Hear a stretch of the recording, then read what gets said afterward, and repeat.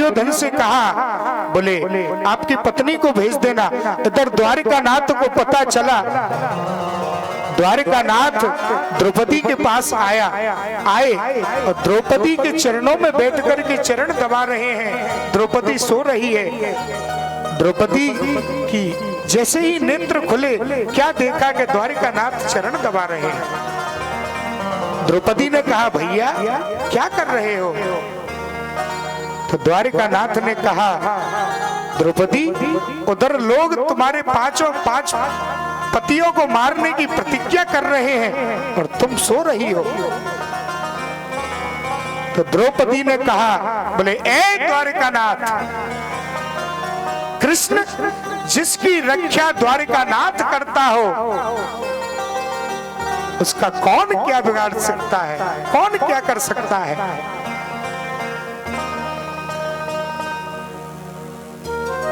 तो द्वारिकानाथ ने कहा, बोले द्रौपदी आज आप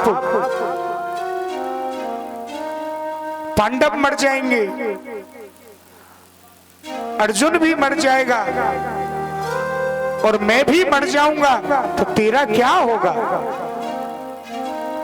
द्रौपदी ने ये कभी सोचा ही नहीं कि अर्जुन भी मर जाएगा, पांडव भी मर जाएंगे, द्वारिकानाथ भी मर जाएंगे। तो द्वारिकानाथ तो एक नाटक कर रहे थे कि द्रौपदी बेहोश हो जाए तो द्रौपदी को लेकर के भीष्म के हाल पहुंच जाऊं और भीष्म पर आशीर्वाद दिला दूं। और जैसे ही सुना तो द्रौपदी बेहोश हो गई। द्रौपदी को अपने कंधे पर रखा और द्वारिकानाथ भीष्म के शिविर के यहाँ ले गए और शिविर के बाहर ले जा करके जैसे ही ऊपर से पटका, द्रौपदी को होश आया। तो द्रौपदी ने कहा, बोले मुझे तो शक्ति होना था ना, चिता कहाँ है? द्वारिकानाथ ने कहा, कुछ शक्ति नहीं होना है, ये भीष्म पितामह का शिविर है और आपको अंदर जाना है, घूंघट करके जाना है, जिससे वो दुर्योधन की पत्नी समझे और जब तक वो आशीर्वाद नहीं दे दे तब तक आपको अपना मुख नहीं दिखाना है। द्रौपदी अंदर गई घूंघट करके और जाकर के भीष्म को प्रणाम किया और जैसे ही प्रणाम किया तो भीष्म पितामह ने आशीर्वाद दिया। आशीर्वाद मुख से निकला, सौभाग्यवती हो जा बेटी, अरे तेरे हाथों की मेहंदी का कभी रंग न छूटेगा बेटी। जैसे ही सुना तो द्रौपदी ने कहा, बोले बाबा मैं पांच पतियों को मारने की प्रतिज्ञा और मुझे आशीर्वाद देते हो, ये एक साथ ये काम नहीं हो सकता। भाई उदाहरण से समझिए, कोई गाल भी फुला ले और हंस भी ले एक साथ, हंसऊ ठठाब फुलावऊ गाला, दुई की हुई एक शमे भुआला, ऐसा हो सकता है? नहीं। तो भीष्म पितामह ने कहा, द्रौपदी ने भीष्म से कहा, बोले सुनो बाबा, यदि मेरे पांचों पतियों में से एक भी मारा जाएगा, आशीर्वाद तेरा बाबा क्या झूठा नहीं कहाएगा। भीष्म पितामह ने देखा, कौन? अरे आप कौन हो?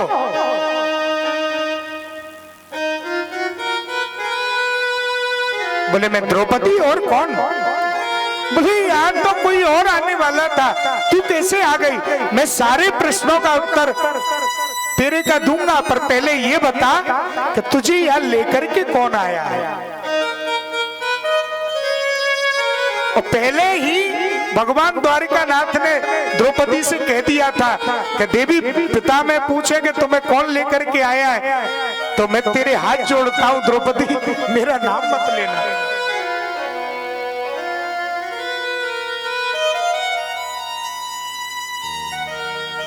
द्रौपदी से पूछा, देवी ये बताइए कि तुम्हें यहां लेकर के कौन आया?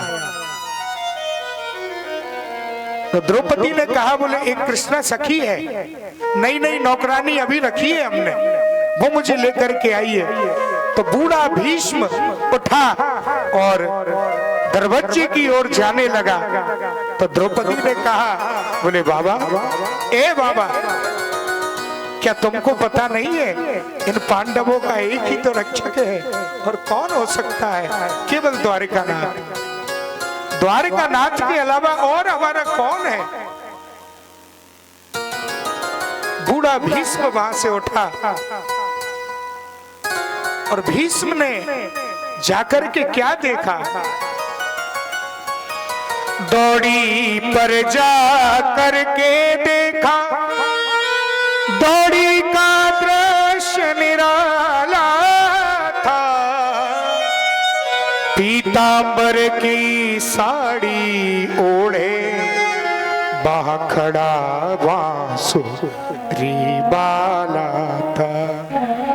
जैसे ही देखा कि भगवान द्वारिकानाथ साड़ी पहन करके वहां खड़े हैं तो भीष्म पितामह ने कहा, बाहरे बहरूपिया, अरे ये स्वान बदलने की कहाँ आवश्यकता थी?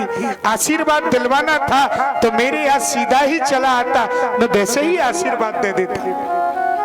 कृष्ण, मैं यह जानता हूं कि जिसकी रक्षा तू कर रहा है उसका एक भीष्म तो क्या 1 करोड़ भीष्म मिलकर के कुछ नहीं कर सकते।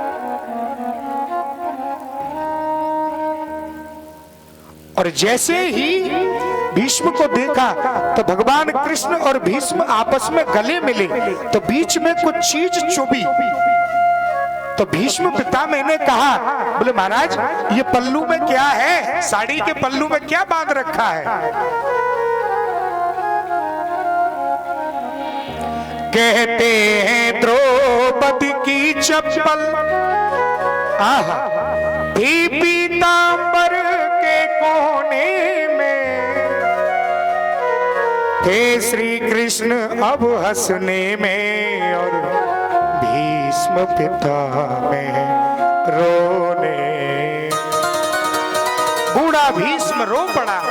भीष्म ने कहा, बहारे दीनानाथ, तुझे कोई ऐसे ही दयालु नहीं कहते। बंधुओं, पीतांबर के कोने में क्या बंधा था? द्रौपदी की चप्पल बंधी हुई थी।